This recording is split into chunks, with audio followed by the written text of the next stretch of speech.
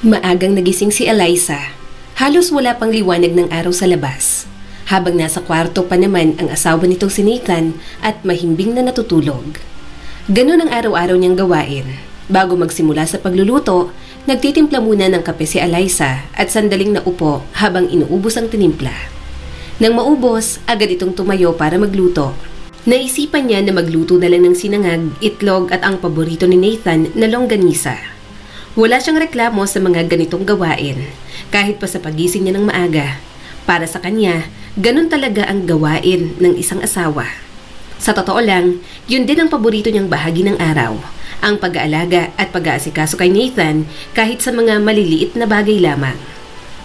Nang makatapos magluto, agad na dumiretso si Eliza sa kwarto upang gisingin si Nathan. "Mahal, gising na. Baka mahuli ka na sa trabaho mo. Luto na rin ang almusal." Malambing na panggigising ni Eliza sa asawa niya. Unti-unti din namang nagmulat si Nathan at agad na napangiti ng mukha ni Eliza ang sumalubong sa kanya. "Ang ganda naman talaga ng gising ko. Good morning," saad ni Nathan at agad na umupo bago hinalikan sa noo ang asawa. Nag-unat-unat rin ito at ibinalik ang tingin kay Eliza. "Good morning din. Ang aga mo namang mangbola. Sige na, tumayo ka na dyan. Lalamig na yung pagkain. Mauna ka nang kumain. Ihahanda ko lang din ang mga gamit mo," ani Eliza at agad namang sumunod si Nathan at nagtungo na sa kusina. Habang si Eliza naman, inasikaso na rin ang mga gamit ni Nathan na dadalhin sa opisina. Nang matapos kumain si Nathan, dumiretso na ito sa banyo para maligo, habang si Eliza naman naupo na sa sofa. Agad namang napansin niya ang photo album noong kasal nila. Hindi niya maiwasang mapangiti nang bumalik sa alaala niya ang mga pangyayari na yon. Para sa kanya, isa yon sa pinakamagandang nangyari sa kanyang buhay. Hindi niya man namalayan na nasa tabi niya na pala si Nathan, bihis na ito at tinitingnan din ang mga pictures. 2 taon na rin pala simula nang ikasal tayo. Sa loob ng 2 taon na yon, ang dami na nating napagdaanan, ano? Oo nga, ang bilis ng panahon, pero lahat ng napagdaanan natin, masaya. Alam mo kung bakit? Kasi magkasama tayo. At sa lahat ng problema na dumaan, nagawa nating malampasan ang lahat ng yon. At sana, kung may mga problema na susubukin tayo, magawa pa rin nating malampasan ng magkasama, ani Eliza. Agad namang tumingin si Nathan sa kanya at hinawakan ang kamay ng asawa. Ilang saglit silang nanahimik, tila nilalasap ang bawat sandali ng katahimikan. Pagkatapos ng sandali na yon, nagpaalam na rin si Nathan na papasok sa trabaho. Mabilis lang lumipas ang mga araw, at araw ng Sabado, naisipan ni Eliza at Nathan na mamalengke. Ubus na kasi ang mga stock nila sa bahay. Habang naglalakad, magkahawak kamay sila na para bang ayaw nilang malayo sa isa't isa. Inuna muna nilang bumili ng mga prutas bago ang mga ulam at ilan pang mga stocks. Nang makauwi sila sa bahay nila, agad na nag-asikaso si Eliza ng lulutuin habang si Nathan naman ay inaayos ang mga pinamili nila. Nang matapos si Nathan sa pag-aayos, agad naman siya nagtungo kung nasaan si Eliza at tumulong sa pagluluto. "Naalala mo nung unang beses kang nagluto ng sinigang? Lasang tubig." Natatawang sabi ni Nathan nang maalala ang unang beses nilang nagsama bilang mag-asawa. Yun ang naisipan nilang kainin ng hapunan. Kaya lang, ang problema, hindi sila pareho marunong magluto noon. "Huwag mo nang ipaalala. Oo na, hindi naman kasi talaga ako marunong magluto ng sinigang. Tuwang-tuwa pa ako noon kasi sabi mo masarap. Hindi mo naman sinabi na walang lasa, kundi ko pa tinikman. Pero kahit lasang tubig, ubos pa rin naman, di ba? Wala ka rin namang nagawa." "Kahit ano pang lasa ng luto mo, uubusin ko pa rin yon. Kasi alam kong pinaghirapan mo." Tinapik ni Eliza ang braso ni Nathan gamit ang sandok na hawak nito bago siya natawa. "Masyado mo namang pinapahalata na mahal mo ako. Hindi ka pa rin talaga nagsasawang pakiligin ako araw-araw." Pagbibiro ni Eliza kaya napuno ng tawanan ang kusina. Ang buong araw ay tila isang pelikulang puno ng masayang eksena para kay Eliza at Nathan. Nang sumapit na ang gabi, naisipan nilang tumambay muna sa balkonahe. Malamig ang simoy ng hangin, maliwanag ang buwan at puno ng bituin ng kalangitan. Para kay Eliza, kaya payapaan ang nararamdaman niya. Alam mo mahal, araw-araw akong nagpapasalamat kasi nakilala kita. Saka after ng matagal nating pagsasama, hindi ka pa rin nagbabago. Ikaw pa rin ang Nathan na nakilala ko. Ang Nathan na minahal ko. Walang magbabago. Hindi ako magsasawa sa araw-araw na iparamdam sa'yo kung gaano kita kamahal. Sagot naman ni Nathan. Sana nga hindi magbago ang lahat ng to. Sana habang buhay ganito tayo.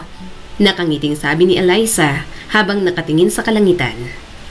Tumingin si Nathan sa kanya at hinawakan ang kamay ni Eliza bago hinalikan ang noo nito. Walang magbabago mahal. Pangako, hindi kita iiwan. Sasamahan kita sa lahat ng bagay ano man ang mangyari.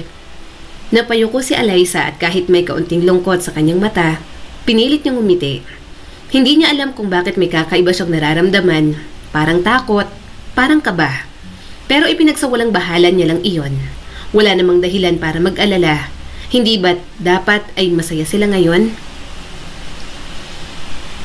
Habang nakahiga sa kama, niyakap ni Nathan si Eliza mula sa likod bago bumulong. Good night, mahal ko. Good night, Nathan. Nang gabing yon, mahimbing silang natulog. Magkahawak ang kamay nila at tila walang kapalit ang pagmamahala nila. Ngunit lingid sa kaalaman nila, unti-unti nang lumalapit ang pagbabagong hindi nila inaasahan. Ang inaakala nilang puno ng sayang pagsasama, magbabago rin. Makalipas lamang ang 2 linggo, maaga pa lang ay handa na si Nathan para sa trabaho. Nakasuot siya ng simpleng polo at maayos na planchadong pantalon. Pinapanatili niyang palaging formal at maayos ang suot niya. Habang si Eliza naman, abala sa paghahanda ng babaunin ni Nathan. Pinaglagay niya ito ng kanin at ulam. Sinamahan niya na rin ang mga prutas, pati na rin ang tinapay. Mahal, wag mong kalimutan na kainin ito mamaya ah. Baka mamaya puro kape ka na naman sa opisina. Hindi yun maganda para sa kalusugan mo. Bilin pa ni Eliza. Siyempre, hindi ko naman yan kakalimutan. Saka nagkakape lang naman ako kapag medyo inaantok na. Sagot ni Nathan bago lumapit kay Eliza. Agad namang inayos ni Eliza ang kuwelyo ng polo ng asawa at tiningnan niya ito sandali. Ngumiti siya bago yumakap. Niyakap naman siya pabalik ni Nathan. Sige na, baka malate ka pa. Saka, siya nga pala, pahinga ka rin paminsan-minsan na, huwag puro overtime. Pagkatapos ng project na to, babawi ako. Promise. Halos 2 linggo na ang nakalipas mula nang ma-assign si Nathan bilang team leader sa isang critical project sa kanilang kumpanya. Isang malaking client ang kailangang presentahan ng proposal sa loob ng 1 buwan. Kaya kahit gusto niyang umuwi agad pagkatapos ng opisina, madalas ay gabi na siya kung makauwi. Doon na nagsisimula ang hindi inaasahang distansya sa pagitan nilang mag-asawa. Pagdating ni Nathan sa opisina, sinalubong siya ng sunod-sunod na email at meeting invites. Pero higit sa lahat, nandoon si Rachel, ang bagong marketing analyst na na-assign bilang support sa project ni Nathan. Good morning, Sir Nathan. Kape po. Isinabay ko na rin po kayo sa pagbili. Masayang bati nito habang may 2 kape sa kamay niya na agad niya namang iniabot kay Nathan. Good morning. Thank you. By the way, you can call me Nathan na lang. Seryosong sabi ni Nathan. Agad namang tumayo si Rachel at ngumiti. Noted po, Nathan. By the way, nakaset na yung meeting natin with the design team ng 10 a.m. Gusto niyo pong i-run through muna yung slides? Sige, mas maganda nga na makita ko muna before i-present. Tara na sa conference room. Walang mali siya ang mga unang interaction nila. Para kay Nathan, si Rachel ay kasamahan lang sa trabaho. Natutuwa rin si Nathan kay Rachel dahil mabilis itong makakuha ng mga instructions, magaling magbigay ng mga ideas at palakaibigan. Ngunit habang tumatagal ang mga araw na silang 2 lang ang palaging magkasama, minsan ay mas dumadalas na rin ang nagiging pag-uusap ni Rachel at Nathan kahit hindi na yon tungkol sa trabaho. At tila ba may nararamdaman ni silang kakaiba sa pagitan nilang 2. Habang ang asawa naman ni Nathan na si Eliza, walang kaalam-alam. Tahimik lang itong palagi naghihintay sa asawa kahit pa madalas itong umuuwi ng gabi, pero hinayaan niya lang yon dahil ang alam ni Eliza, busy ang kanyang asawa sa trabaho. Isang gabi, bandang 8:30 na ng gabi, lumabas si Nathan ng opisina kasama si Rachel. Galing sila sa isang long briefing na inabot ng halos 4 na oras. Naisipan muna nila na dumiretso sa isang coffee shop malapit sa pinapasukan nila habang naghihintay sila ng taxi na binook nila para makauwi na. Coding kasi si Nathan kaya hindi niya rin magamit ang kanyang sasakyan. Pagod ka na siguro, sobrang intense ng discussion kanina. Medyo, pero kailangan Kailangan matapos to. Alam ko naman na after nito, makakahinga na ulit tayo ng maluwag. Alam mo ba, bihira akong makakita ng lalaking sobrang dedicated sa trabaho. Parang nakaka-inspire. Saad ni Rachel at tumingin kay Nathan. Napatigil naman si Nathan at tumingin din pabalik kay Rachel. Hindi niya alam kung paano sasagutin yon, kaya ngumiti na lang siya. Tipid ng ngiti. Ilang saglit pa, dumating na rin ang taxi na hinihintay ni Rachel. Magkaiba sila ng route, kaya hindi sila pwedeng magsabay na lamang. Good night, Nathan. Una na ako. Ingat ka. Paalam ni Rachel. Tumangon naman si Nathan. Good night. Nang makauwi si Nathan, naabutan niyang tulog na si Eliza sa kahihintay sa kanya. Nakahiga na ito sa sofa habang hawak ang cellphone. Napansin din ni Nathan na may nakahain na pagkain sa lamesa at halatang hindi nagalaw. Malamig na rin yun. Napakamot ng batok sa Nathan at nilapitan ng asawa. Hindi niya alam ang mararamdaman dahil alam niyang hinihintay talaga siya ni Eliza para sabay silang kumain. Mahal, nandito na ako. Malambing na panggigising ni Nathan sa asawa. Dahan-dahan namang nagmulat ng mata si Eliza at ngumiti agad kay Nathan. Mahahalata sa itsura nito na inaantok pa rin. Oh, nandyan ka na pala. Kanina ka pa? Kumain ka na ba? Tara na, naghanda ako ng pagkain. Gusto mo initin ko? Saad ni Eliza at agad na tumayo. Hinawakan naman ni Nathan ang kamay nito.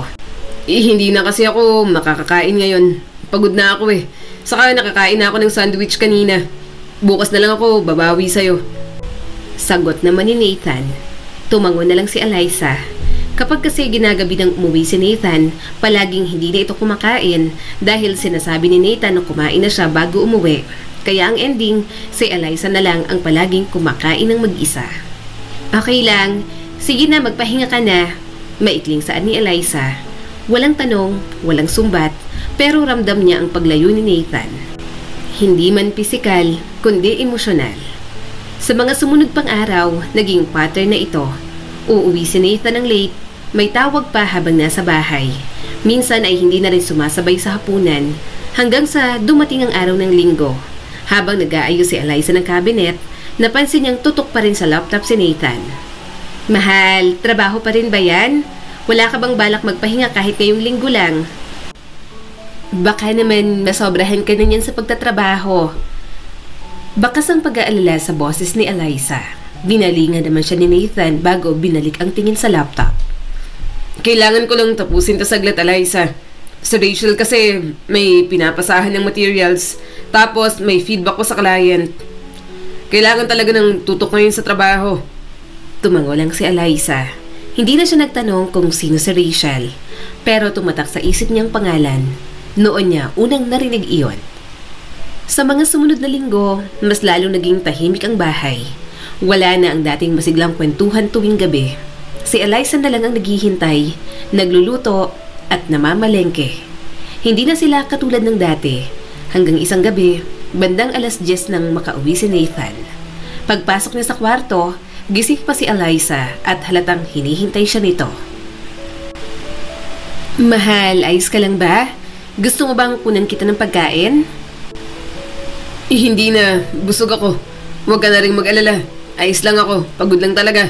Mahaba ang araw at sige na, matulog ka na. At iyon ang unang gabi na natulog silang magkatalikod. Walang usapan, walang lambing. Sa opisina, si Rachel ay palaging nandoon para kay Nathan. Wala siyang masyadong personal na kwento, pero palaging handang makinig sa mga reklamo nito, sa pressure sa trabaho, sa stress. Hanggang isang gabi, matapos ang presentation nila sa client, niyaya siya ni Rachel na mag-celebrate ng kaunti.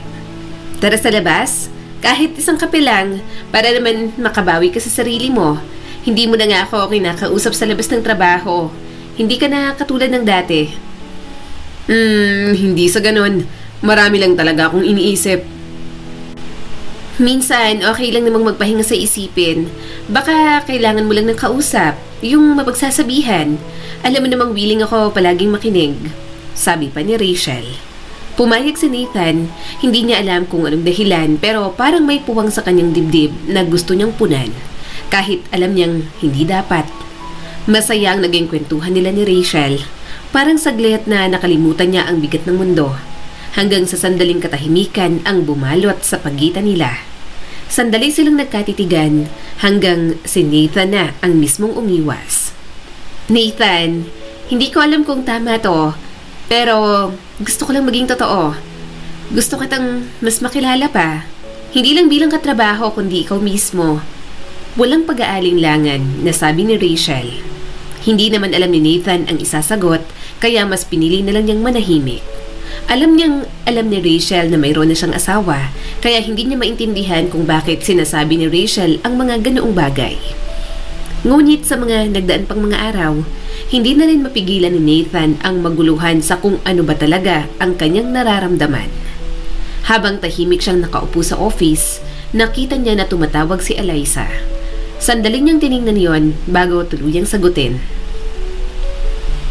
Hi Nathan, gusto ko lang sanang itanong kung anong oras ka uuwi mamaya para alam ko kung hihintayin pa ba kita sa dinner. Mahinang tanong ni Eliza sa asawa. Napabuntong hininga naman si Nathan bago sumagot. Late na akong makakauwi. Mauna ka nang kumain. Huwag mo na rin akong hintayin. Mauna ka nang matulog. At doon, walang pasabi, walang malinaw na usapan ay tila unti-unting pinili ni Nathan ang distansya. Tila ba hinahayaan niya na lang na lumamig ang pagsasama na mayroon sila ni Eliza. Lumipas pang ilang gabi, habang tahimik na pinagmamasdan ni Eliza ang cellphone, isang mensahe ang nabasa niya. Mula yun kay Nathan. Eliza, I'm sorry. Hindi ko na alam kung anong nararamdaman ko. Masyadong magulo. Kailangan ko lang ng space at paalam muna. At sa ilang linyang yon, nag-unahang magbagsakan ang luha ni Eliza. Sa mga salita rin na yon, nagsimula ang tunay na sakit. Hindi niya alam na sa kanyang pag-alis, hindi lang puso ni Eliza ang iniiwan niya. Kung hindi, pati na rin ang maliit na buhay na nagsisimula ng umusbong sa kanyang sinapupunan. Tahimik ang bahay, wala na ang tunog ng kutsara at tinidor tuwing umagahan. Wala na ang mga kwentuhan sa kusina. Tanging ang mahinang pag-ikot ng bentilador sa kwarto ang maririnig at ang bawat buntong hininga ni Eliza na paulit-ulit niyang pilit ikinukubli. Mula nang magpaalam si Nathan sa isang simpleng text message, tila huminto ang oras para kay Eliza. Hindi na siya nagtangkang tawagan pa ito. Hindi rin siya nagpadala ng message bilang sagot. Wala ring paliwanag, wala ring detalye kung saan ito nagpunta. Ang iniwan lang ni Nathan ay ang alaala ng lahat ng ipinangakong pagmamahal. 3 araw matapos ang biglaang pag-alis ni Nathan, sinubukan ni Eliza na muling bumangon at hayaan na muna ang naging desisyon ng asawa niya. Isang umaga, habang naghuhugas siya ng tasa, biglang sumama ang kanyang pakiramdam. Napatigil siya at naupo sa upuan. Nanginginig ang kanyang mga tuhod at tila umiikot ang paligid. Hindi niya rin maipaliwanag kung bakit tila may humuhukay sa tiyan niya. Pinipilit ni Eliza na maging malakas dahil alam niyang hindi siya pwedeng magkasakit. Siya lang mag-isa sa bahay at walang ibang mag-aasikaso sa kanya. Maya-maya lang, bigla niyang naalala ang kanyang buwan ng dalaw. Agad siyang napatulala.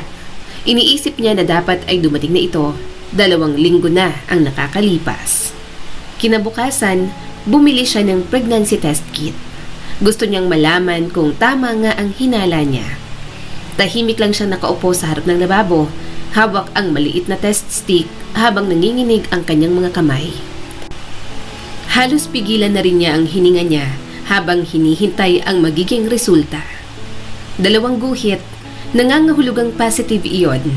Napatakip siya ng kamay sa bibig, pilit pinipigil ang hikbi. Nathan, mahinang pagbanggit niya sa pangalan ng asawa. Hindi niya alam kung iiyak siya dahil sa takot o dahil sa saya. Pero ang alam niya, hindi ito ang paraang inakala niyang mararanasan niya ang pagbubuntis mag-isa. Tahimik at walang katuwang sa tabi. Lumipas ang mga araw, hindi muna masyadong nagkikikilos si Eliza. Pinili niya munang magpahinga at lakas loob na nagsabi sa kanyang mga magulang sa probinsya. Ma, buntis po ako. Mahinang saad ni Eliza habang pilit na pinipigilan ang pag-iyak. Ano? Buntis ka, anak? Totoo ba? Magkakaroon na kami ng apo. Mababakas ang tuwa sa boses ng ina ni Eliza na si Aling Percy. Apo ma, nasaan si Nathan? Alam niya na ba? Pagtatanong muli ni Aling Percy. Katahimikan ang namayani sa magkabilang linya. Hindi alam ni Eliza kung sasabihin niya ba. Agad naman siyang napalunok dahil pakiramdam niya may nakabara sa kanyang lalamunan. Hindi po. Hindi niya pa po alam. Umalis po siya at hindi ko na po alam kung nasaan siya ngayon. Nanginginig ang boses na sagot ni Eliza. Wala siyang narinig na sagot mula sa kabilang linya hanggang maya-maya pa'y muling nagsalita si Aling Percy. Umuwi ka na muna dito, anak. Hindi mo kailangang harapin niya ng mag-isa para kahit papaano ay may kasama ka naman. Makaraan ng ilang linggo, nakabalik na si Eliza sa kanilang bahay sa Nueva Ecija. Tahimik ang paligid, simple lang ang bahay, gawa sa kahoy at semento, ngunit mainit sa yakap at pagmamalasakit. Doon siya inalagaan ng kanyang ina, pinagluluto ng mainit na sabaw, binibigyan ng prutas at laging kinakausap sa tuwing siya'y natutulala. Ramdam na ramdam niya ang pagmamahal ng mga ito. Alam kong hindi madali ang pinagdadaanan mo, anak. Pero alam kong kaya mo yan. Palagi mo lang tatandaan na nandito kami ng papa mo. Kung pakiramdam mo sa ngayon ay hindi umaayon sa'yo ang mundo, isipin mo na sa tabang panahon, magiging maayos din ang lahat. Pagpapagaan ni Aling Percy sa loob ni Eliza. Agad naman siyang yumakap sa ina at nagunahan sa pagtulo ang mga luha. Ma, iniwan niya kami. Hindi man lang niya nalaman. Alam ng Diyos ang lahat, anak. Huwag kang mag-alala. Darating ang araw, mararamdaman din niya ang pagkawala mo. Tuwing gabi, mag-isa lang si Eliza sa kwarto. Tanging una ng yakap-yakap niya habang umiiyak.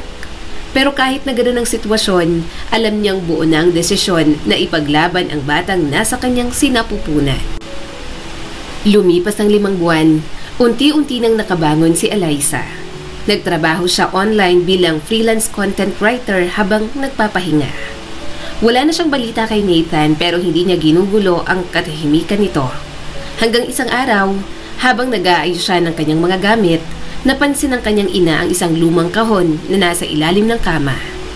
Puno yun ng sulat ni Nathan noong sila'y nagliligawan pa lamang. Anak, gusto mo bang itapon ko na to? Tanong ni Aling Percy at ipinakita ang dala-dala. Saglit namang tiningnan niyo ni Eliza bago umiling. Huwag na po siguro ma, hayaan niyo na lang po muna yan dyan. Sagot ni Eliza na tinanguan naman ng ina niya. Hindi alam ni Eliza kung anong meron, kung bakit hanggang ngayon ay hirap pa rin siyang bitawan ang lahat ng nakakapagpapaalala sa kanya kay Nathan. Noong hapon din na yon, habang nakaupo siya sa duyan sa ilalim ng mangga sa likod ng bahay nila, naramdaman ni Eliza ang paggalaw ng sanggol sa loob ng kanyang sinapupunan. Mahina lang yon, ngunit ramdam na ramdam niya. Agad naman siyang napangiti at maingat na hinawakan ng tiyan at kinausap ang bata.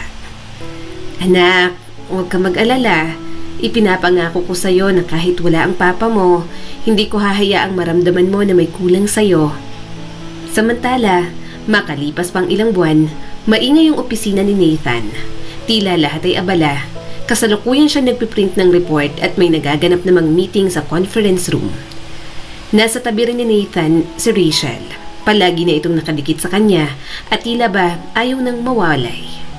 Ngunit sa kabila ng kaguluhan, tahimik ang isip ni Nathan. Parang hindi niya nararamdaman ang paligid.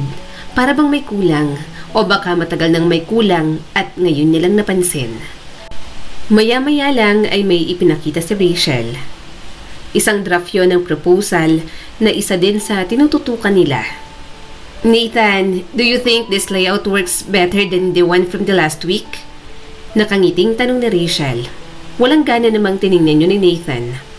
Yeah, maybe it looks fine. Nagkatinginan sila.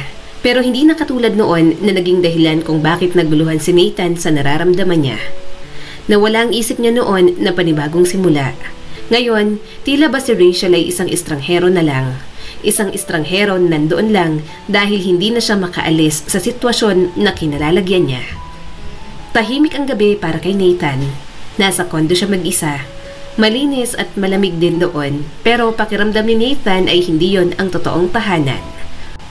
Ramdam na ramdam niyang pag-iisa, kung kaya't hindi niya maiwasang mag-scroll sa gallery ng cellphone niya. Mga lumang litrato nila ni Eliza. Tumigil siya sa picture nila na kung saan nasa isang resort sila sa Batangas. Pareho silang nakangiti at mababakas ang tuwa sa mga mukha nila.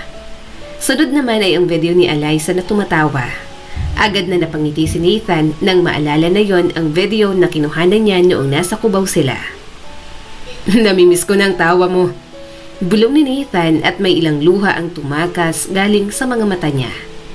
Sa mga sumunod na araw, dumaan siya sa cafe na dati nilang paborito ni Eliza. Umorder siya ng parehong ino-order nila noon.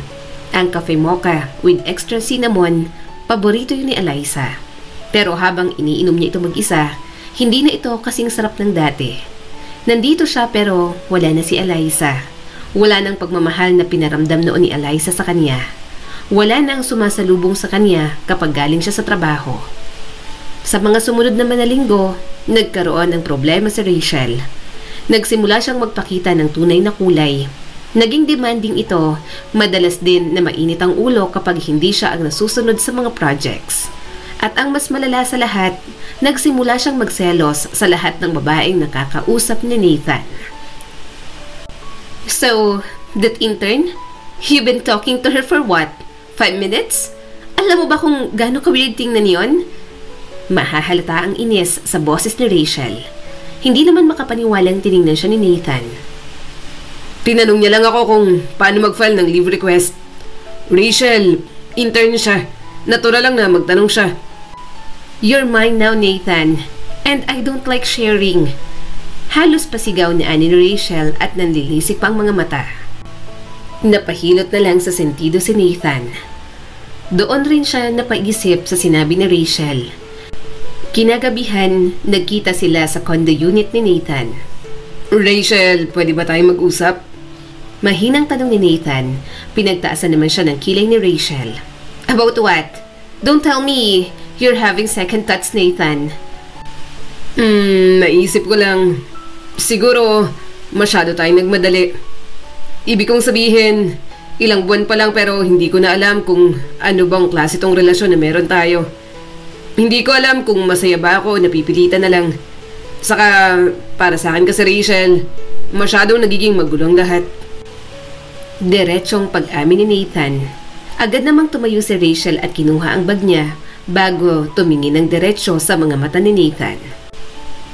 Fine. Kung ayaw mo na, hindi kita hahabulin. Huwag ka mag-expect na makikiusap pa ako sa'yo. Sana alalahanin mo, Nathan, na minsan mo na akong pinili kaysa sa asawa mo. Kung may plano kang bumalik sa kanya, sa tingin mo ba, tatanggapin ka niya? Agad na tumalikod ito at wala nang lingon-lingon. Napabuntong hininga naman si Nathan at pinagmasdan lang ang pag-alis ni Rachel. Tama ang dalaga. Nagawa niyang talikuran at iwanan na lamang ng basta si Eliza noon. Paano nga kaya kung muli silang magkita? Tatanggapin pa kaya siya ni Eliza? At sa biglang katahimikan ng unit, sakalang napagtanto ni Nathan na hindi niya naramdaman ang takot sa pag-alis ni Rachel. Hindi siya nasaktan. Ang nararamdaman niya na lamang ay ang kaluwagan. Ilang araw ang lumipas, naisipan ni Nathan na magbukas ng social media. Pagkabukas pa lang niya, ang post na agad ng kaibigan ni Eliza noong college na si Leslie ang dumaan. Yay! Congrats, Eliza! After ilang years, ngayon lang ulit nakapagkita-kita. Nakompleto na ulit ang college buddies. Don't forget, ninang kami niyan ha. Marami akong ituturo na kabutihan sa anak mo. Basa ni Nathan sa caption nito. Napakunot naman ang noon niya at agad na tiningnan ng picture. Picture yun ni Eliza na nakahiga sa hospital bed habang may hawak na baby. Habang nasa tabi naman ang mga kaibigan nito. Maputla si Eliza ngunit nagawa pa rin ngumiti sa picture. Agad na kumabog ang dibdib ni Nathan nang maisip na baka buntis si Eliza nang iniwan niya ito. Agad naman siyang napatulala at hindi alam kung ano mararamdaman sa ideya na naisip niya. Hindi siya mapakali kinabukasan. Hindi siya pumasok sa opisina. Sa halip, dumiretso siya sa taging address na alam niyang pupuntahan ni Eliza. Ang bahay ng mga ito sa probinsya. Nang makita ni Nathan ang post ni Leslie, kaagad itong nagtanong. Ayaw naman siya kaagad sagutin ito dahil hindi naman lingid sa kaalaman niya ang ginawa ni Nathan. Ngunit kalaunan, sinabi na rin. Walang inaksayang oras si Nathan. Halos 3 oras ang biyahe, ngunit hindi niya naramdaman ang pagod. Hindi rin siya sigurado kung paano niya haharapin ang mga magulang ni Eliza. Lalo na si Eliza mismo. Hindi niya alam kung sasalubungin ba siya o tatanggapin pa. Basta ang alam niya, kailangan niyang makita si Eliza. Kailangan niyang makita ang anak nila para makabawi at mapanatag din ang kalooban niya. Pagdating sa bahay ni na Eliza sa probinsya, hindi pa man siya nakakakatok ay bumukas na ang pinto at lumabas ang ama nito na si Mang Mario. Bakit ka nandito? Anong ginagawa mo rito? Alam ba ng anak ko na pupunta ka rito? Seryosong tanong ni Mang Mario kay Nathan. Agad namang napalunok sa kaba si Nathan at hindi alam kung anong isasagot. Gusto ko lang po sanang makausap si Eliza. Pwede po ba? Nandyan po ba siya? Hindi ko rin po nasabi sa kanya na dadalaw ako. Nasa loob, papapasukin kita. Pero huwag kang umasa na tatanggapin ka niya kaagad. Grabing sakit ang naidulot mo sa anak ko. Saad ni Mang Mario. Tumangon naman si Nathan. Hindi siya umaasa na magkakaayos kaagad sila ni Eliza. Pero handa siyang magbago para sa asawa at patunayan muli ang pagmamahal niya rito. Pagpasok nila sa loob ng bahay, maya-maya lang dumating na rin si Eliza. Walang kahit na anong emosyon ang mababakas sa mukha nito. Nagkatinginan sila ni Nathan, ngunit si Nathan na ang mismong umiwas. Mapapansin din ang pagiging maputla ni Eliza, pati na rin ang pagiging mukhang pagod nito. Hindi pa man siya nakakaupo, may sanggol na kaagad na umiiyak, kaya kaagad siyang umalis para puntahan yon. Tinanguan naman ni Mang Mario si Nathan na para bang sinasabi nito na sumunod kay Eliza. Ginawa niya na nga. Agad na nakita ni Nathan ang sanggol na hawak ni Eliza. Agad na kumabog ang dibdib niya at hindi maipaliwanag ang nararamdaman. Mapapansin din sa mga mata ni Eliza ang ningning habang nakatingin sa sanggol. Eliza, panimula ni Nathan. Tiningnan lang siya ni Eliza na para bang naghihintay ng susunod niyang sasabihin. Ramdam na ramdam ni Nathan ang distansya na hindi niya alam kung kaya niya pa bang mawala. Bakit ka nandito? Tanong ni Eliza. Nakita ko kasi yung post ni Leslie. Bakit hindi mo ko sinabihan? Nanginginig ang boses ni Nathan habang sinasabi yon. Tila naman hindi makapaniwala si Eliza sa narinig.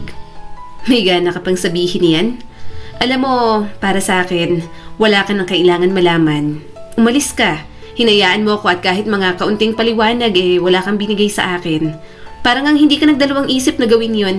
Lugmok na lugmok ako, Nathan, pero pinilit ko nang bumangon para sa anak ko dahil ayoko siyang isama sa pagkalugmok ko. Alam ko na kahit kailan, hindi na magiging sapat ang salitang patawad sa nagawa ko. Pero gusto kong subukan. Gusto kong humingi ng sorry. Kung hindi mo ako mapapatawad sa ngayon, maiintindihan ko. Dahil alam ko naman ang nagawa kong kasalanan sa'yo. Pero pwede ba ngayon pagbigyan mo kong makita siya? Makita ko lang nang malapitan ng anak ko masaya na ako. Saad ni Nathan. Ilang segundo ang lumipas bago marahang tumango si Eliza. Senyales na pumapayag ito sa kagustuhan ni Nathan. Dahan-dahan lang lumapit si Nathan sa sanggol na mahimbing ang tulog habang hawak ni Eliza. Maputi, matangos ang ilong, makapal ang kilay, bilugan ng pisngi. At hindi maipagkakaila na anak niya nga ito dahil sa hugis pa lang ng labi ng bata, kitang-kita ang pagkakatulad nila. Nangilid naman kagad ang luha niya bago marahang hinaplos ang kamay ng sanggol. Anak, sorry kung iniwan ko kayo ng mama mo dahil lang naguluhan ako. Mas pinili kong umalis kaysa ayusin ang mga bagay-bagay. Mas pinili kong mapag-isa kaysa humingi ng tulong sa'yo, Eliza. Sorry kung huli ko nang nalaman. Eliza, sorry din kung nagawa ko yung mga bagay na yon. Hindi ko naman inaasahan na magkakaayos ka agad tayo. Kaya tatanggapin ko kung ano ang magiging desisyon mo sa ngayon. Pero aminin mo, kung hindi mo nalaman, wala kang plano na magpakita, di ba? Saka isa pa, para sa kaalaman mo lang, Nathan, hindi ko kailangan ng sorry mo. Ang kailangan namin ng anak ko ay kapayapaan at hindi ko alam kung makukuha namin yun kung babalik ka. Seryosong saad ni Eliza bago tuluyang lumabas ng kwarto, bit-bit ang anak nila. Naiwan naman sa loob si Nathan, nakatulala, ngunit patuloy pa rin ang pagbuhos ng luha. Sising-sisi si Nathan sa nagawa at iniisip nito na kung pwede lang bumalik sa nakaraan, ginawa niya na para lang maitama ang mali. Isang gabi, pagkatapos ng pagbisita ni Nathan sa bahay ni Eliza, mag-isa siyang bumalik sa Maynila. Tanging katahimikan lang ang maririnig sa loob ng sasakyan. Ang tanging kasama niya ay ang bigat ng konsensya at ang alaala ng mga matang puno ng pagod, ngunit buo pa rin ang tapang sa mga matang mula kay Eliza. Ngunit kahit maraming gumugulo sa isip ni Nathan, nakatatak pa rin sa isip niya ang mukha ni Eliza at ng anak nila. Ilang araw, simula nang makabalik muli si Nathan sa trabaho, pansin na rin ng ibang kasamahan niya ang pag-iiba nito. Hindi na ito masyadong nakikipag-usap gaya ng dati at bihira na lang umiti. Samantalang wala na rin si Rachel. Nag-resign ito matapos nilang maghiwalay. Hindi rin siya nagpakitang interesado sa bagong mga babae sa office. Sa halip, bumabalik siya sa mga bagay na dati ay tila wala siyang oras para pansinin, tulad na lamang ng masuring pag-iisip ng tamang desisyon sa buhay. Iniiwasan ni Nathan na maulit ang pagkakamali niya noon dahil lang sa mga nagawa niyang maling desisyon sa buhay. Iniisip niya kasi na ang isang pagkakamali ay maaaring magdulot ng napakalaking epekto. Nang makauwi si Nathan sa kondo galing sa trabaho, nagluto lang siya ng instant noodles bago kinuha ang maliit na notebook. Doon niya isinusulat ang mga plano niya. Mas lalo na ang mga bagay na dapat ay ginawa niya noon pa. May 3 bagay siyang muling isinulat doon na gusto niyang matupad sa mas lalong madaling panahon.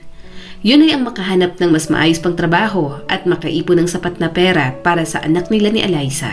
Gusto niyang maibigay ang lahat ng pangangailangan nito.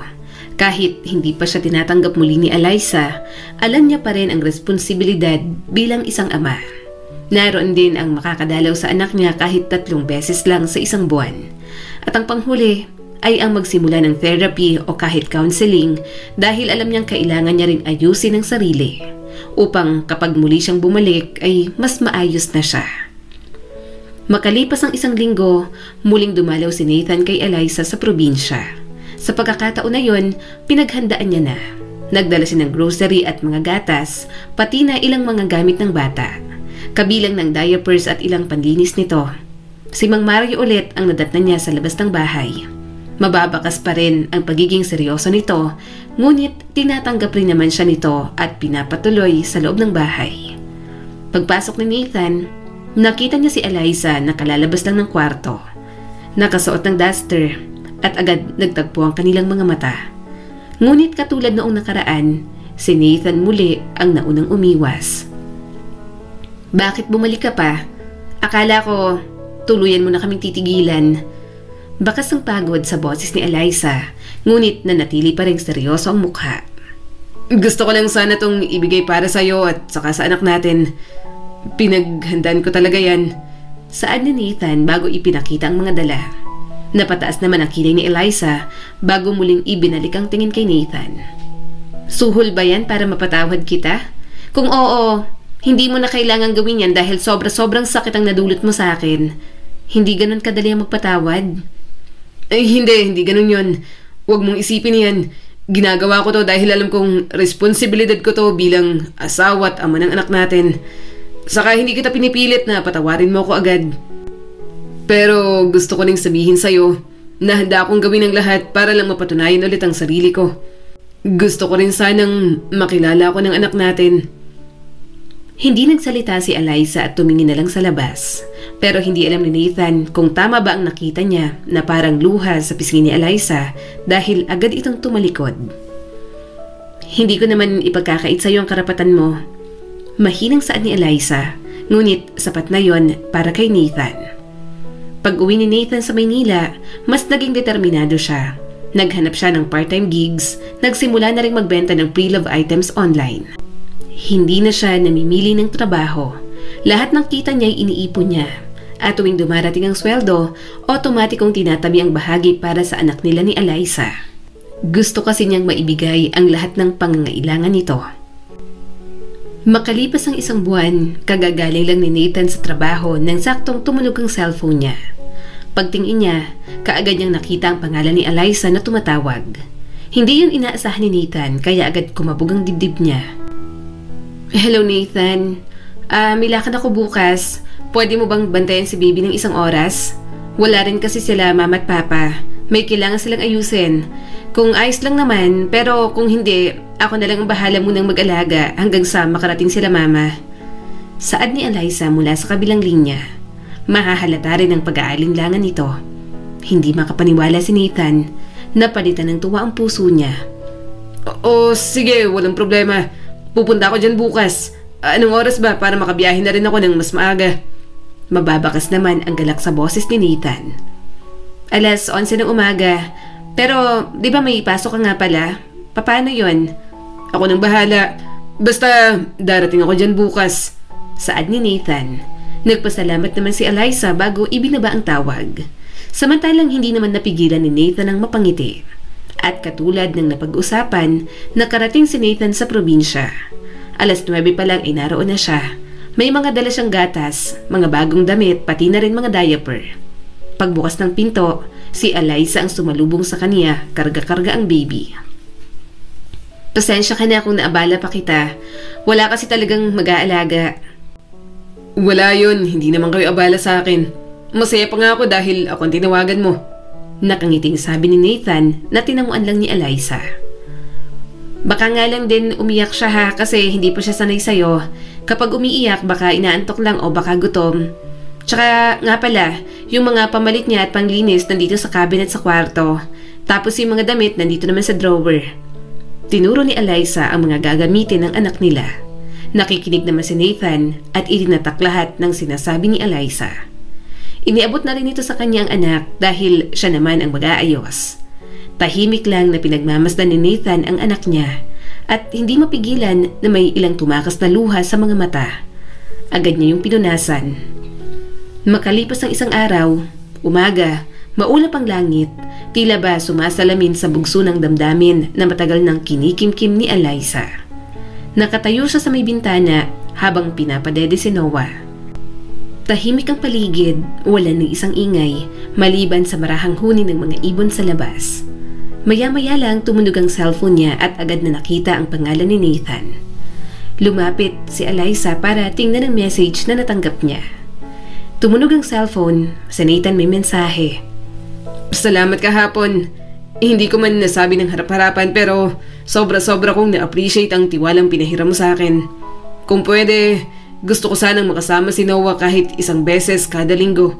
Kahit 1 oras lang, masaya na ako doon. Hindi agad siya sumagot sa text message na natanggap.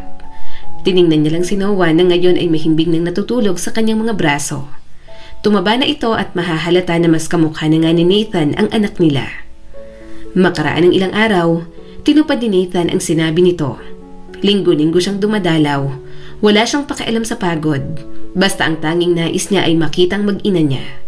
Sa bawat pag-uwi niya rin, palagi siyang may dala-dala. Unti-unti na rin ulit nasasanay si Eliza sa presensya ni Nathan, ngunit alam niya sa sarili na hindi pa rin niya ito napapatawad.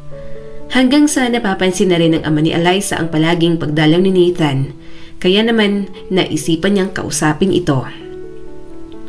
Anak, ayaw ko sanang makialam, pero wag mo sanang mamasamain. Napapansin ko lang na palagi nang nandito si Nathan. Ayos na ba kayo? Hindi pa po papa, hinahayaan ko lang na makita niya si Noah. Ayaw ko rin namang ipagdamot sa kanyang anak namin. Kahit naman po ganun ang ginawa niya sa akin, alam ko naman pong may karapatan pa rin siya sa anak namin. Sagot ni Eliza. Napatango naman ang kanyang ama. Naiintindihan ko. Hindi mo kailangang madaliin anak. Pero kung may isang bagay akong natutunan sa buhay, yun ay kahit gaano pa kabigat ang pagkakasala, minsan ay may taong nagsisisi ng totoo. Kapag ganun, huwag mong hayaan na takot ang pumigil sa'yo. Makalipas ang 2 linggo, nanatili ang gawain ni Nathan. Kada linggo pa rin siyang dumadalaw sa anak niya at pati na rin kay Eliza. Nandyan ka na pala, sandali lang. Inaayos ko pa si Noah. Saad ni Eliza at muling nagtungo sa kwarto habang dala ang baby powder. Pinapayagan na rin ni Eliza si Nathan na ilabas si Noah para naman magkaroon ng bonding ang mag-ama. Mabilis na lumipas ang maghapon, inihatid na rin ni Nathan si Noah kay Eliza pagpatak ng 5:00. Salamat sa pagpapahiram ulit kay Noah. Pero bago ako umalis, pwede bang makausap muna kita sandali? Tanong ni Nathan kay Eliza. Saglit namang tiningnan ni Eliza si Noah na mahimbing nang natutulog. Mukhang napagod sa paglalaro. Maya-maya'y muling bumalik ang tingin ni Eliza kay Nathan bago tumango. Sabay silang lumabas patungo sa likod ng bahay. Alam kong hindi mo ako tinatanggap bilang asawa. At okay lang yun. Pero gusto ko lang sanang itanong, pwede ba kitang yayain minsan? Hindi para bumalik agad tayo sa dati, pero bilang magkaibigan muna. Pero kung ayaw mo pa rin, ayos lang sa akin, maiintindihan ko. Hindi agad nakasagot si Eliza sa sinabi ni Nathan. Pinikit niya ang mga mata bago siya huminga ng malalim. Marami siyang kinatatakutan, pero isa lang ang malinaw para sa kanya. Yon ay ang pagtsatsaga ni Nathan upang makuha muli ang kanyang loob. Ayos lang naman din sa akin, walang problema. Iisipin ko na lang na gagawin natin yun bilang magulang ng anak natin. Gusto ko rin namang ipakita sa bata na maayos tayo. Ayokong pati siya ay maapektuhan ng dahil sa mga nangyari sa nakaraan. Sige, pero bilang magulang ni Noah, wala mo niyang expectations. Lumipas ang mga linggo, naisipan ni na Eliza at Nathan na dalhin si Noah sa bahay nila sa Maynila. Iginala din nila ang bata sa parke kung saan sila unang nag-date noong sila'y magkasintahan pa. Ngunit ngayon, bumalik sila roon hindi bilang mag-asawa, kundi bilang magulang. Nang dumating ang hapon, habang pauwi, hindi maiwasan ni Nathan na kausapin si Eliza tungkol sa isang bagay. Alam mo, Eliza, araw-araw kong iniisip kung bakit ko nagawang iwan ka nun. Hindi ko rin alam kung may sapat na salita para patawarin mo ko. Pero araw-araw din akong nagpapasalamat sa pagkakataong binibigay mo ngayon. Hindi ako perpekto, pero kung bubuksan mong puso mo kahit kaunti, papatunayan kong hindi na ako aalis. Hindi ko na uulitin ang ginawa ko noon. Huwag mo sana akong madaliin, Nathan. Pero gusto ko rin sana na malaman mong hindi ko rin sinasara ang lahat. Napangiti si Nathan sa sinabi ni Eliza. Walang kasiguraduhan, pero sa araw na yon, alam ni Nathan na hindi siya susuko hanggat hindi niya muling naibabalik ang loob ni Eliza. Araw ng Sabado, madilim ang langit, tila may binabalak na bumuhos na malakas na ulan. Pero sa bahay ni Eliza, mas maliwanag na ang paligid kaysa sa dati. Si Nathan ay dumadalaw na ngayon, hindi lang tuwing linggo, kundi minsan nag-aalok na rin tumulong sa mga gawain. Habang nagluluto si Eliza ng sopas para kay Noah, napansin niyang panay ang ngiti ng bata habang nilalaro ang tren na may pangalan niyang ibinigay ni Nathan. Noah, gusto mo ba siyang makasama araw-araw? Tanong ni Eliza sa anak. Napatingin naman si Noah bagong ngumiti. Opo, Mama. Si Dada po, laging may kwento. Saka po, mahilig din po siya makipaglaro ng cards sa akin, Mama. Napahinto si Eliza. Noon lang niya narinig si Noah na tinawag si Nathan ng Dada.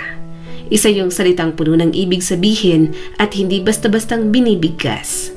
Hindi pa man nakakasagot si Eliza, tumunog ng kanyang cellphone. Agad niyang sinagot ang tawag nang makitang si Noah iyon. Agad niya namang sinagot ang tawag nang makitang si Nathan iyon. Eliza, si Noah, naghihintay na ba siya? Pakisabi naman sa anak ko na baka hindi ko ngayon siya masusundo Nasa ospital ako. Dinala ko si Mama rito. Bigla na lang kasi siyang nahimatay. Ang sabi ng doktor, bumaba daw ang potassium niya. Saad ni Nathan at mahahalata ang pag-aalala sa boses. Ako nang bahalang magpaliwanag sa kanya, pero nasang ospital kayo, pupuntahan namin kayo. Sigurado ka? Mababakas ang gulat sa boses ni Nathan. Oo, kami ni Noah ang pupunta. Hindi lang dahil sa'yo kundi para na rin kay Mama. Hindi naman nagtagal, nakarating na rin si Noah at Eliza sa ospital. Agad naman nilang nakita si Nathan na nakaupo sa tabi ng kama ng ina nito. Ang kaninang mukhang pagod na itsura ni Nathan na wala nang makita si Noah at Eliza. Salamat, Eliza. Hindi mo pa rin nakakalimutan si Mama. Ngumiti lang si Eliza at naupo na rin sa tabi ni Nathan kasama si Noah. Hindi naman nagtagal, gumising na rin ang nanay ni Nathan. Agad din itong napangiti nang makita si Eliza at ang kasama nitong bata. Eliza, ikaw ba yan? Yan na ba si Noah? Ang apo ko? Mahinang tanong nito. Ngumiti naman si Eliza. Apo ma, ako po ito. Saka si Noah po, ang apo nyo. Ang bilis ng panahon. Ang laki na niya. Salamat at bumalik ka. Patawad kung hindi kita nasamahan noon. Huli ko na rin namang nalaman ang ginawa ni Nathan. Nagsisi ako anak. Napatingin si Eliza kay Nathan. Tila ba hindi lang ang ina nito ang humihingi ng tawad, kundi pati siya. Hindi niya alam kung bakit pero may pumatak na luha sa kanyang pisngi. Hindi dahil sa sakit, kundi dahil sa unti-unting lumalambot ang puso niya. Alam mo, dati pinangarap ko talagang tawagin akong daddy ng anak natin. At ngayon nangyari na nga. Pakiramdam ko nawala lahat ng pag-aalala ko, pati na rin lahat ng problema na meron ako. Kaya salamat Eliza na sa kabila ng nagawa ko nun sa'yo, hinayaan mo pa rin akong makilala ang anak natin. Saad ni Nathan at may ilang luhang tumulo sa pisngi. Noong una, nagdadalawang isip akong ipakilala ka sa kanya bilang tatay niya. Pero sa huli, napagtanto ko na may karapatan ka rin naman sa kanya. Lalo na't nakikita ko na ginagawa mo naman ang makakaya mo para makabawi. Sagot naman ni Eliza. Nagpatuloy lang sila sa kwentuhan hanggang sa maisipan na rin na ihatid ni Nathan si Eliza at Noah dahil masyado na rin gabi. Pagbalik nila sa kwarto kung nasaan si Noah at ang lola nito, nakita nila na pareho ng mahimbing ang tulog ng dalawa. Makaraan ng ilang araw, muling bumalik si Eliza at Noah sa probinsya. Kasama din nila sa pagbabalik si Nathan, ngunit hindi lingid sa kaalaman ni Eliza na naisa nang magpatulong ni Nathan kay Mang Mario para muling maibalik ang dati nilang pagsasama bilang mag-asawa. Nathan, anak, ikaw lang ang maaring gumawa niyan. Kung gusto mong maibalik ang dating kayo, dapat ay gumawa ka ng paraan. Alam kong hindi naging madali ang mga nangyari sa inyo ni Eliza. Alam ko rin na marami kang gustong ipaliwanag, pero ang importante ngayon ay hindi ang nakaraan, kundi kung paano mo kayang itamang mali. Payo ni Mang Mario kay Nathan. Nakinig lang ito at pinasok sa isip kung ano ang sinasabi ng tatay ni Eliza. Pinagsisisihan ko po ang lahat ng ginawa ko. Kung may magagawa lang akong baliktarin ng oras, gagawin ko ho. Hindi lang para sa akin, kundi para kay Eliza at kay Noah. Mahinang sagot ni Nathan, ngunit sapat lang upang marinig ni Mang Mario. Bata ka pa, Nathan. Marami kang pagkakataon. Pero hindi mo pwedeng gawin to ng mag-isa. Kailangan mo ng pagtitiwala at pasensya. At higit sa lahat, kailangan mong patunayan na karapat-dapat ka pa rin sa puso ng anak ko. Saksi ako sa lahat ng ginagawa mo. Kaya huwag kang mag-alala. Hindi kita hahadlangan sa mga gagawin mo. Basta ipangako mo lang sa akin na kapag maayos na ulit ang relasyon yung dalawa, hindi mo na uulitin ang ginawa mo sa kanya noon. Ani ni Mang Mario bago tinapik ang balikat ni Nathan. Ngumiti naman si Nathan at tumingin ng diretso dito.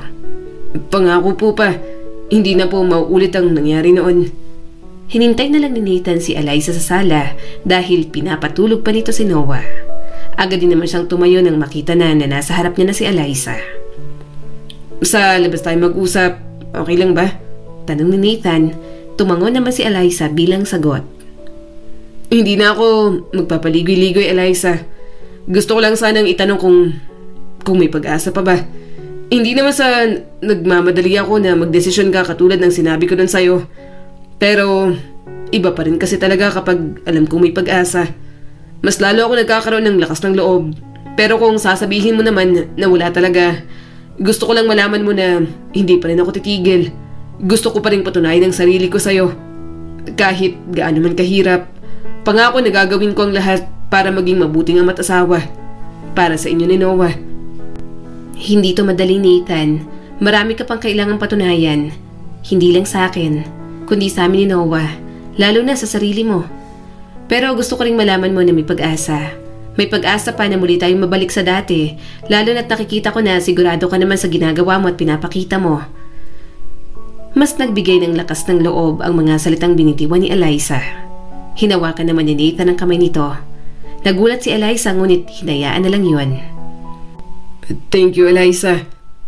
Napagpasyan muna ni Nathan na mag-file ng leave sa trabaho upang makasama ng mas matagal ang kanyang mag-ina. 1 linggo siyang nasa probinsya para sa mga ito. Habang nag-aalmusal, tahimik lang na pinagmamasdan ni Mang Mario at Aling Percy ang tatlo. Si Nathan, Noah at Eliza. Hindi mapigilang mapangiti ng mag-asawa, lalo na't nakikita nilang bumabalik na ang dating Eliza. Hindi pa man formal na nagkakabalikan si Nathan at Eliza, pansin na rin ang pagkakamabutihan ng mga ito. Natutuwa akong makita kayong tatlo dito. Sabay-sabay kumain kasama namin. Nathan, alam kong hindi madali, pero ang mahalaga ay nandito ka na ngayon kasama nila. Alam ko na unti-unti nang nabubura ang harang sa pagitan ninyong dalawa. Sana nga ay dumating ang panahon na muli kayong magsama katulad noon. Ani Aling Percy. Nagkatingin na naman si Eliza at Nathan bago ngumiti. Pagkatapos ng almusal, naglakad-lakad muna si Eliza at Nathan, pati na rin si Noah. Yon ang palagi nilang ginagawa. Habang naglalakad, tumingala si Noah para tingnan ang mama niya. Mama, mamaya punta po tayo sa mall ah. Gusto ko po ulit mag-play doon. Nung nakaraan po kasi kami lang ni Papa. Sama po kayo sa amin tapos tayong tatlo po maglalaro doon. Tapos papapicture po tayo dun sa camera. Masayang sabi ni Noah at napangiti naman si Eliza. Hindi niya may pagkakaila na mas nagdodoble ang saya ni Noah sa tuwing kasama nila si Nathan. Habang sa kabilang banda, tahimik lang na pinagmamasdan ni Nathan ang mag-ina niya. Ayos na sa kanya ang kahit ganitong setup, basta nakakasama niya si Eliza at Noah. Nathan, siguro ito na yung tamang panahon, panimula ni Eliza habang pinapatulog nila si Noah. Hindi naman sumagot si Nathan, ngunit ibinaling niya ang tingin kay Eliza. Ilang beses ko tong pinag-isipan at tinanong ko sa sarili ko. Nakikita ko rin naman na tuluyang ka nang nagbago. Kaya Nathan, pumapayag ako na bigyan ka ng isa pang pagkakataon. Sana lang, sa pagkakataon na ibibigay ko, hindi mo na sisirain ng tiwala ko. Ganon na rin ang tiwala ni Noah.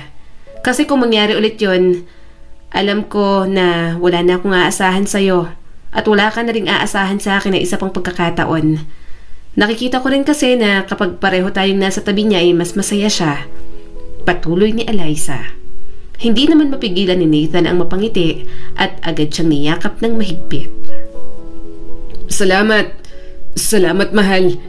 Hindi ako magsasawa na ulit-ulitin sa iyong salitang yan.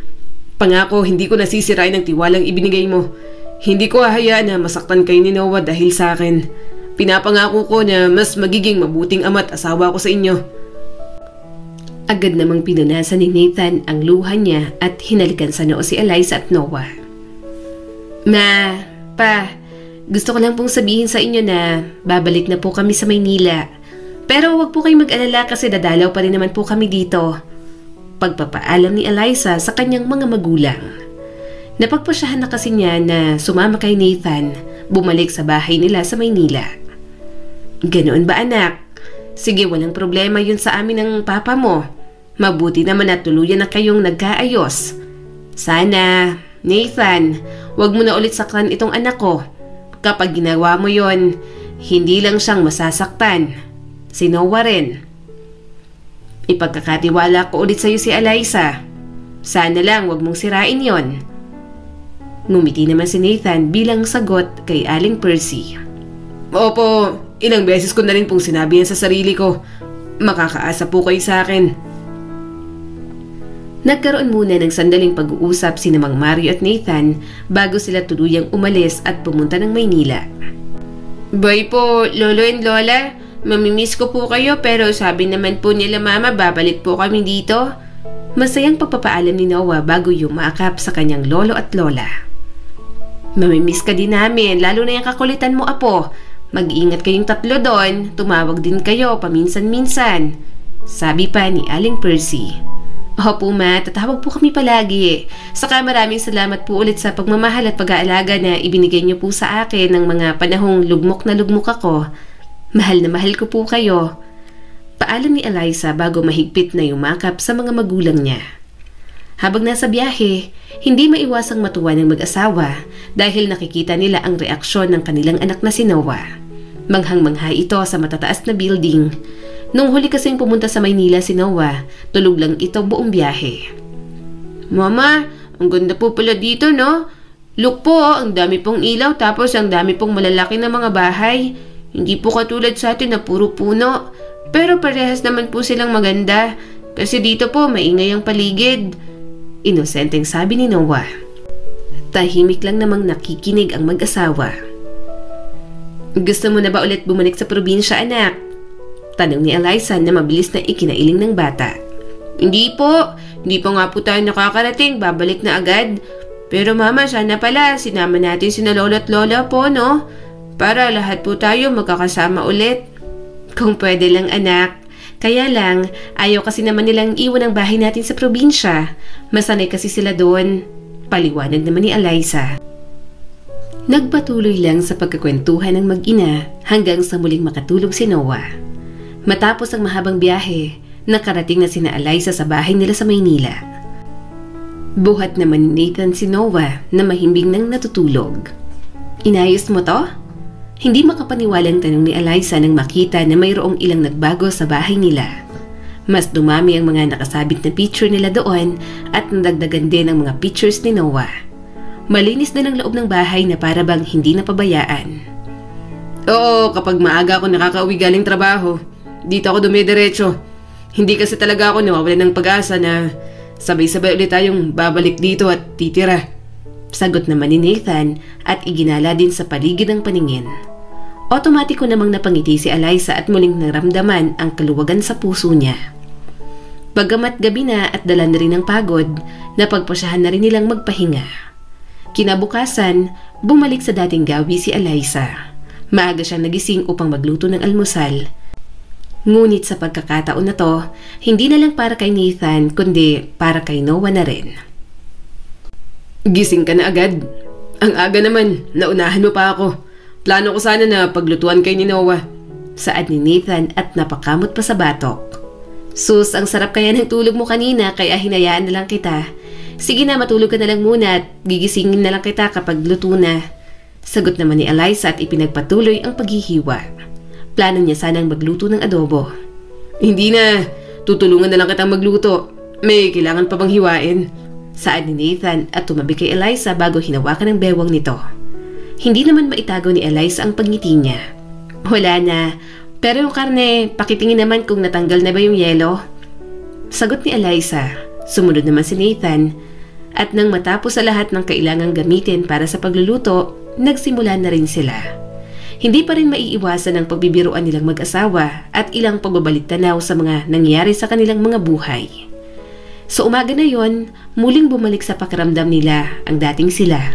Muling nilang naramdaman ang pagmamahal ng isa't isa na kahit may mga malalang pagsubok at problema na humamon sa pagsasama nila, muli silang bumalik sa piling ng isa't isa at mas nanaig ang pag-iibigan nila.